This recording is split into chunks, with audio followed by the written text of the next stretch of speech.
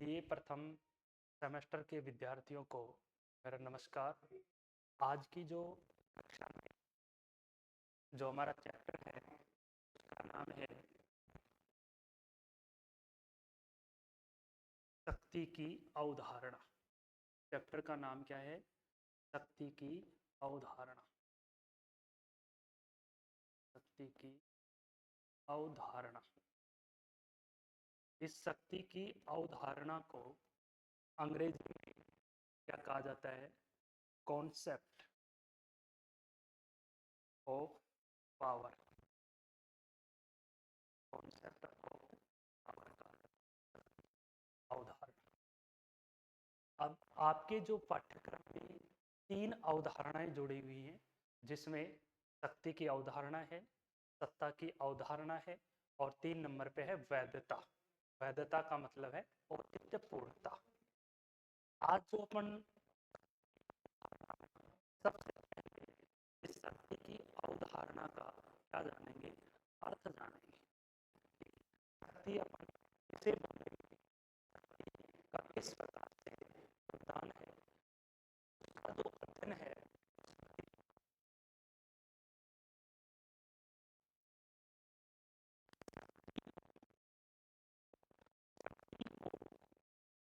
आधुनिक राजनीति विज्ञान की, आधुनिक राजनीति विज्ञान की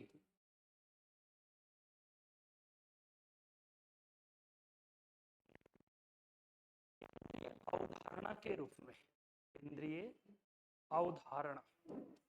केंद्रीय अवधारणा का मतलब है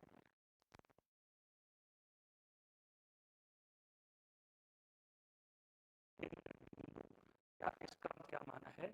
मुख्य आधार माना है। किसको? शक्ति को। अब शक्ति को आधुनिक राजनीति विज्ञान का केंद्र बिंदु या मुख्य आधार मानने के कारण कहा गया है कि आज जो ये शक्ति है, जो शक्ति है वो किसके लिए? राज्य के लिए। और किसके लिए? कानून के लिए, जिसको आप विद्यार्थी बोल सकते हैं नियमों के लिए। और सर्वोच्चता, सर्वोच्चता, जिसको आप विद्यार्थी संप्रभुता भी बोल सकते हैं। सर्वोच्चता, इन सब के लिए किसका होना आवश्यक माना है?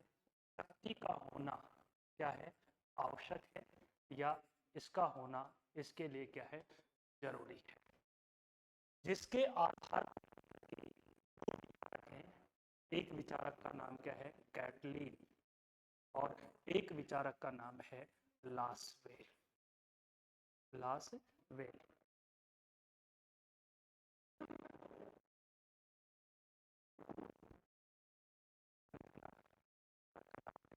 लासवेल। इन दोनों विचारकों ने राजनीति विज्ञान को, राजनीति विज्ञान को किसका विज्ञान कहा है? शक्ति का विज्ञान का, शक्ति का विज्ञान कहा है। और यहाँ पर आप विद्यार्थी ध्यान रखना, ये जो सेमेस्टर में ऑब्जेक्ट का क्वेश्चन बन सकता है, तो काफी बार एग्जाम में पूछा भी गया है, राजनीति विज्ञान को शक्ति का विज्ञान किस विचारक ने कहा? तो आप विद्यार्थियों के दोनों नाम आप विद्यार्थियों को मिलेंगे और इनमें से एक विचारक का नाम लेगा, तो उनमें लेना कि उत्तर में किस विचारक का नाम दिया गया। तो यहाँ पर ध्यान रखना, एक विचारक का नाम कैटलीन है और एक नाम लासवेल है, जिन्होंने राजनीति विज्ञान को शक्ति का विज्ञान कहा था। या राजनीति विज्ञान को शक्ति का विज्ञान किस विचारक ने कहा? आपका क्वेश्चन है, इसको आप विद्यार्थी ध्यान रखेंगे। शक्ति की अवधारणा को लेकर के या शक्ति के अर्थ को लेकर के विभिन्न विचारकों के बीच क्या मिलता है? विभिन्न जो विचारक हैं उनके बीच क्या मिलता है? मतभेद मिलता है। मतभेद का मतलब क्या होता है? अंतर मिलता है। अब वो विद्यार्थी ध्यान रखना, नंबर एक पे आता है रॉबर्ट ओवेन। रॉबर्ट ओवेन, उसके बाद ध्यान रखना लास्वेल है,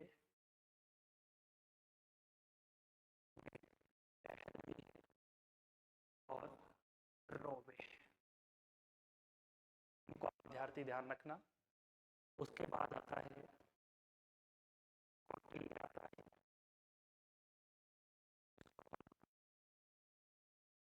चाणक्य बोल सकते हैं, इसको अपन विष्णुगुप्त बोल सकते हैं। और उसके बाद आता है होब्स। और उसके बाद यहाँ पर ध्यान रखना नेक्स्ट जो विचारक है जिसका नाम है मार्गेन थाउ, और इसके साथ कौन जुड़ा हुआ है? कैटली। ये विभिन्न विचारक आए जिन्होंने शक्ति के अर्थ को लेकर के अपने विचारों को,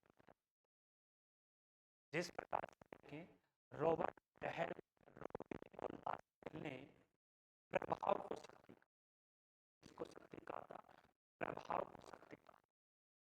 ऐसे विचारकों में आप विद्यार्थी बोसांके विचारक का नाम भी ले सकते हैं।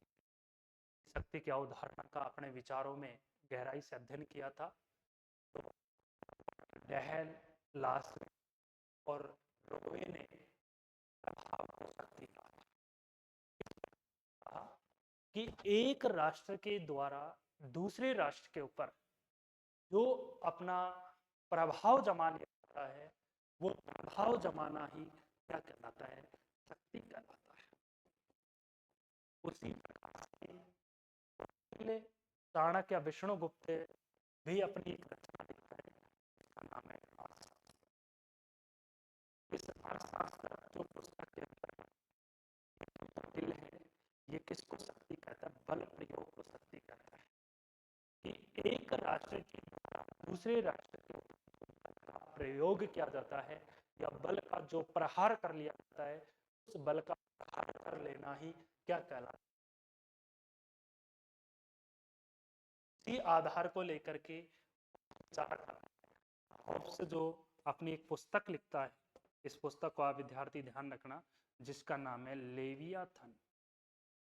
इस लेवियाथन में होब्स एक सामान्य प्रवृत्ति को कहता है कि जनरल तरीके से, जनरल का मतलब होता है एक सामान्य नॉर्मल रूप से अगर एक राष्ट्र दूसरे व्यक्ति के ऊपर या दूसरे राष्ट्र के ऊपर अपना प्रभाव जमा लेता है या अपनी शक्ति का प्रहार कर लेता है तो वो क्या कहलाता है? शक्ति। उसी प्रकार से मार्गेन थाउ और नियंत्रण को, एक व्यक्ति के द्वारा दूसरे व्यक्ति के ऊपर जो अपना नियंत्रण कर लिया जाता है वो नियंत्रण ही क्या कहलाता है? शक्ति कहलाता है।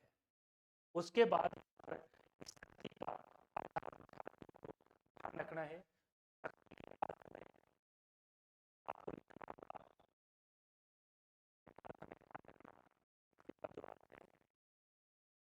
शक्ति एक ऐसी क्षमता होती है, शक्ति एक ऐसी क्षमता है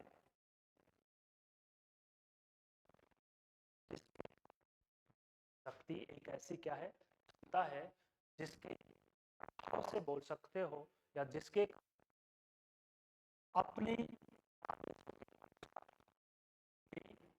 आदेशों के अनुसार और अपने अनुकूल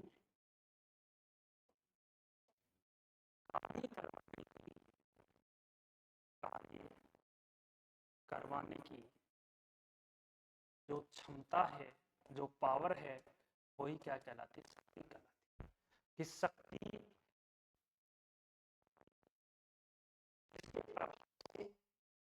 अपने आदेशों के अनुकूल या अपने आदेश के अनुसार की जो क्षमता होती है, उस क्षमता को बोलेंगे अपन शक्ति बोलेंगे।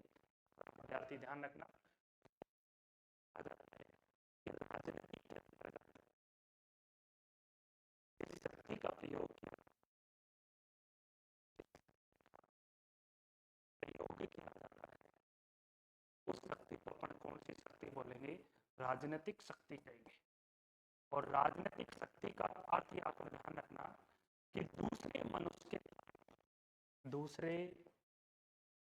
मनुष्यों के कार्यों, दूसरे मनुष्यों के कार्यों और उनके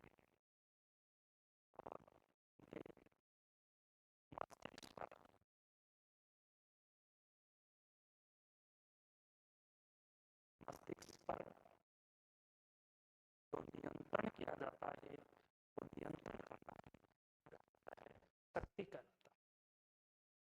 तो यहाँ पर शक्ति का अर्थ लिया है, तो यहाँ पर आप विद्यार्थियों को ये इसके अर्थ में ध्यान रखना है। उसके यहाँ पर अपना दूसरा जो टॉपिक आता है, वो टॉपिक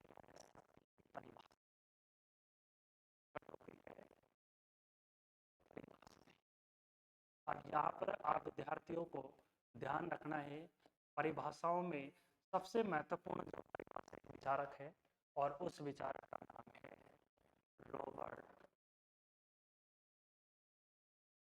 बायस्टेड।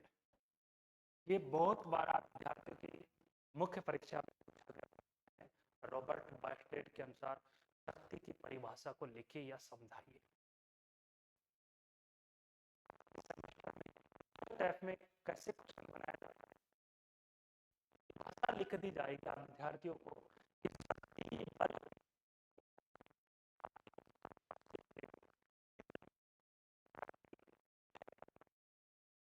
है। तो आप विद्यार्थियों को ये व्यक्ति का नाम ध्यान रखना है, नाम है रॉबर्ट। इसकी भी परिभाषा भी आपको समझाएंगे। पहले विचारकों के नाम देखते हैं, फिर एक एक विचार को अलग अलग आधार पे इनके विचारों में जो परिभाषा दी गई है शक्ति के अवधारणा को लेकर के अपन उसका अध्ययन करेंगे। इसका नाम है मैकइवर। 3 नंबर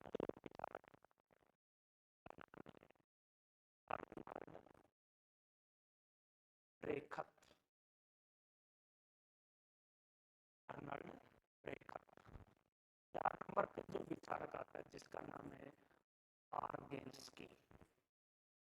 विचारक का नाम है आर्गेन्स्की। इस बार विद्यार्थी ध्यान रखना, ये विचारक ने परिभाषा जो दी थी उसके आधार पे देखेंगे, तो उसका नाम है आर्गेन्स्की।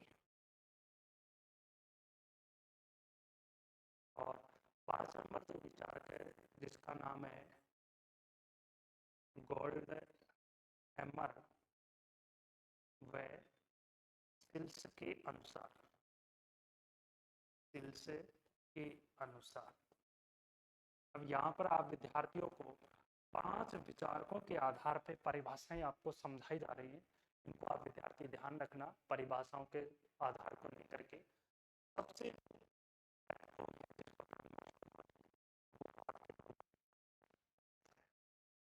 एक अपने जो भी परिभाषाएं लिखी जाती है, जैसे ही परिभाषा समाप्त होती है और हलंत लगने के बाद हमें परिभाषा को क्या किया जाता है, लिखा जाता है। अपन इन विचारों के आधार पे जो परिभाषाएं देखेंगे, अलग अलग विचारकों के आधार पे, इनको आप ध्यान दें। सबसे पहले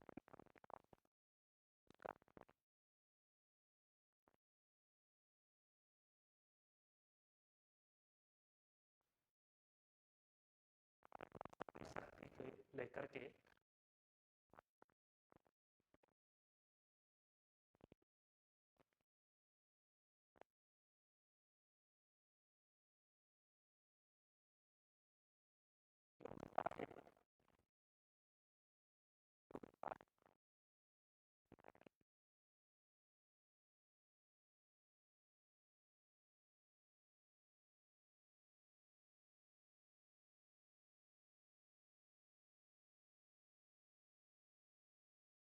बंद करेंगे। ये जो परिभाषा है रॉबर्ट बास्टेड की है, शक्ति बल प्रयोग की योग्यता है, न कि उसका वास्तविक प्रयोग।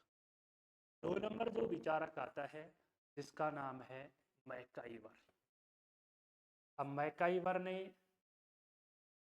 जो परिभाषा दिया है शक्ति को लेकर के वो क्या है, लिखा है शक्ति शक्ति व्यक्तियों शक्ति व्यक्तियों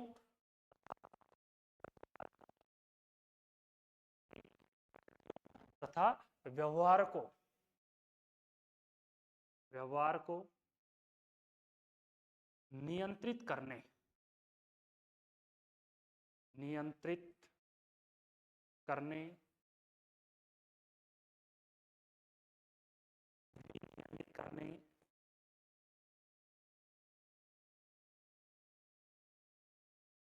विनियमित करने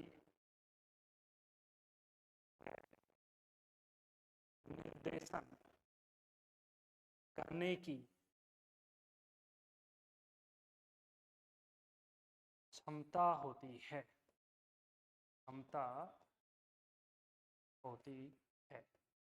ये 2 नंबर विचारक है जिसका नाम है मैकाइवर।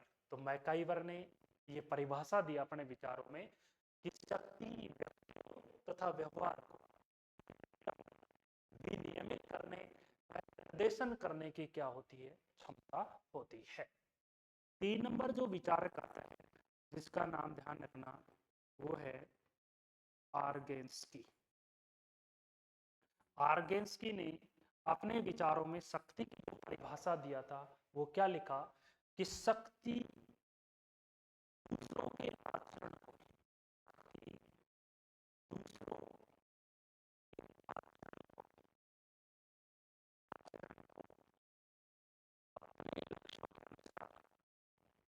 अपने लक्ष्यों के अनुसार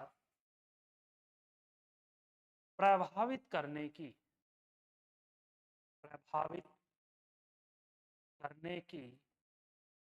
क्षमता होती है।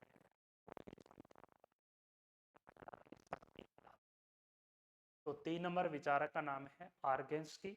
आर्गेन्स्की ने अपने विचारों में शक्ति की परिभाषा दिया है वो क्या लिखा है कि शक्ति दूसरों के आचरण को अपने लक्ष्यों के अनुसार प्रभावित करने की क्या होती है, क्षमता होती है।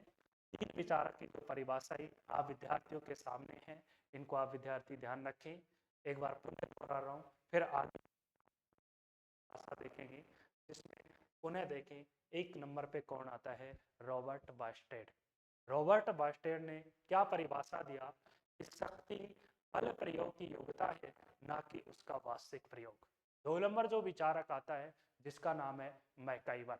मैकाइवर ने क्या परिभाषा दी कि शक्ति जो होती है वो और उसके किसको, व्यवहार क्या करने का, नियंत्रित करने, विनियमित करने, निर्देशन करने की क्या होती है, क्षमता होती है, एक पावर होती है, वही क्या कहलाती है, शक्ति कहलाती है। 3 नंबर जो विचारक आता है जिसका नाम है आर्गेन्स्की।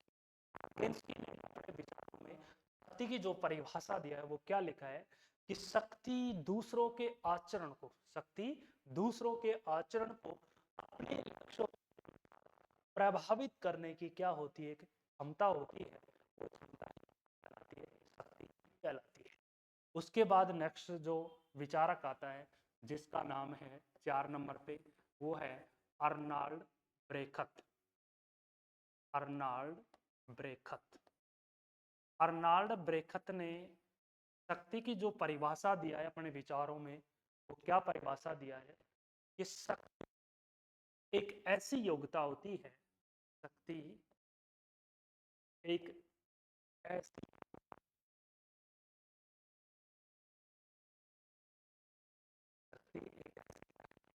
शक्ति यह एक ऐसी योग्यता होती है जो अपनी इच्छा को अपनी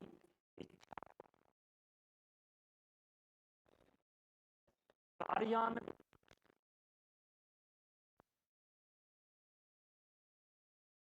ये जो परिभाषा है है अर्नाल्ड ब्रेखत की है कि शक्ति एक ऐसी क्षमता होती है जो अपनी इच्छा को क्या कर सकती है, कार्यान्वित कर सकती है।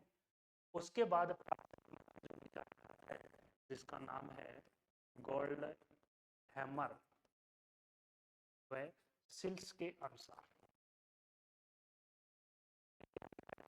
परिभाषा में कि एक व्यक्ति को इतना ही शक्तिशाली कहा जा सकता है जितना वह अपने लक्ष्यों के अनुसार दूसरों के आचरण को, दूसरों के व्यवहार को क्या कर प्रभावित करना कहलाता है, शक्ति कहलाता है। ध्यान रखना, गोल्ड हैमर और सिल्स ने क्या लिखा कि एक व्यक्ति को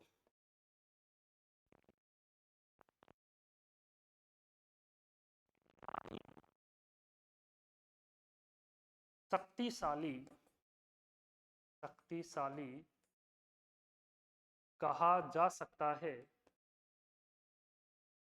जितना वह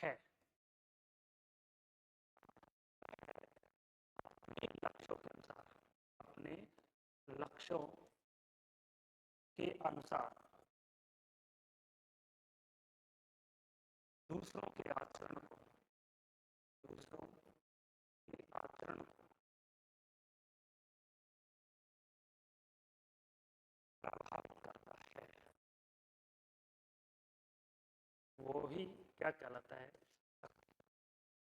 तो 5 विद्वानों को लेकर के आप विद्यार्थियों को परिभाषाएं दी गई, इनको आप विद्यार्थी ध्यान रखना।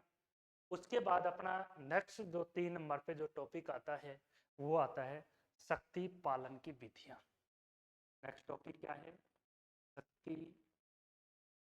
पालन की विधियां। इनको आप विद्यार्थी, विधियां जो हैं इनको आप क्या बोल सकते हैं, पद्धतियां भी बोल सकते हैं। पद्धतियां, इनको आप कलाएं भी बोल सकते हैं और पालन के आधार भी आप विद्यार्थी बोल सकते हैं। ये विभिन्न शब्द हैं, इनको आप विद्यार्थी ध्यान रखना। जिस प्रकार से सेमेस्टर के एग्जाम में क्वेश्चन आया,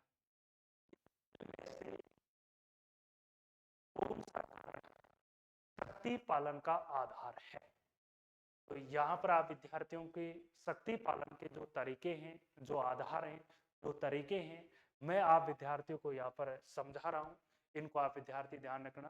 तो शक्ति पालन के जो तरीके हैं, विधियां हैं, जो कलाएं हैं, जो तरीके हैं,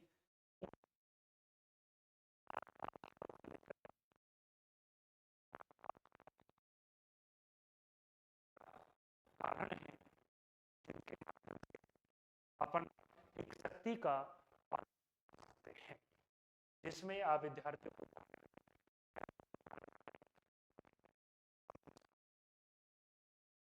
कारण कौन सा आता है, समझाना। दूसरा जो कारण आता है वो है प्रलोभन। प्रलोभन जिसको अपन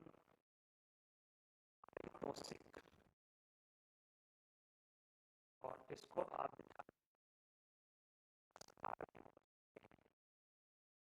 रखना, ये इस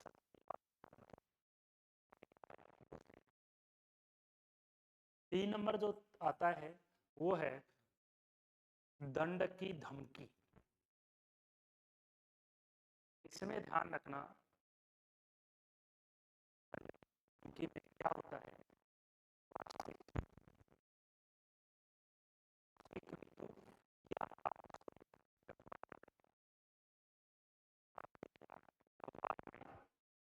शक्ति का क्या नहीं होता है, प्रहार नहीं होता है, बल्कि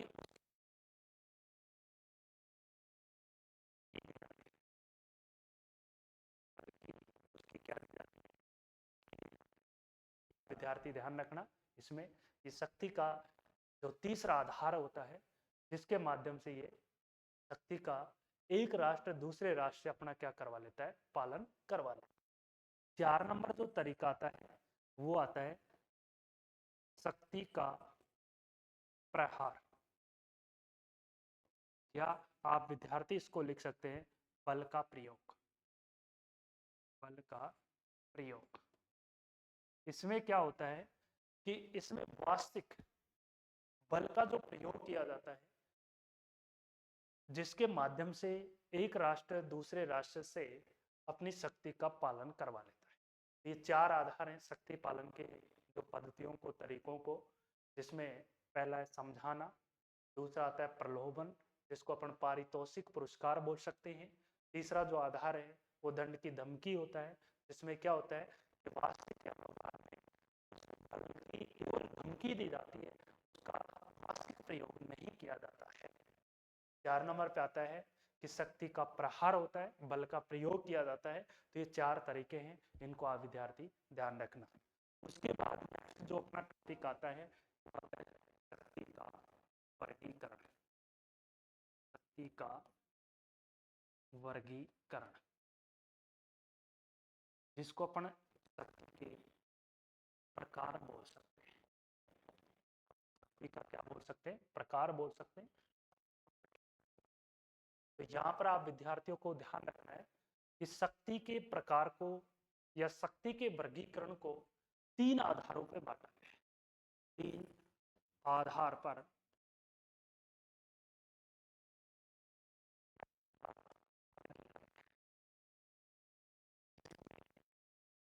प्रकार लिया है शक्ति के प्रकार में, वो लिखा है शारीरिक शक्ति। शारीरिक शक्ति, शारीरिक शक्ति को फिजिकल पावर बोलेंगे। 2 नंबर जो इसका जो प्रकार आता है वो आता है मनोवैज्ञानिक शक्ति। मनोवैज्ञानिक शक्ति इसका दूसरा प्रकार है। तीसरा जो प्रकार आता है वो है आर्थिक शक्ति। वो कौन सा आता है? आर्थिक शक्ति। इसको अपन साइकोलॉजी पावर बोलेंगे और इकोनॉमिक पावर बोलेंगे। शक्ति के 3 वर्गीकरण हैं, जिसको आपको ध्यान रखना है। यहाँ पर आपसे पूछा जा सकता है कि निम्न में से कौन सा प्रकार शक्ति का है।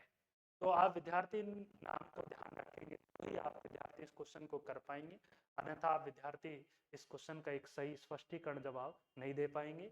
और उसके बाद हम शक्ति पर देखेंगे और शक्ति पालन के तरीके देखेंगे। इनको अपन के साथ सभी विद्यार्थियों को पुनः मेरा नमस्कार।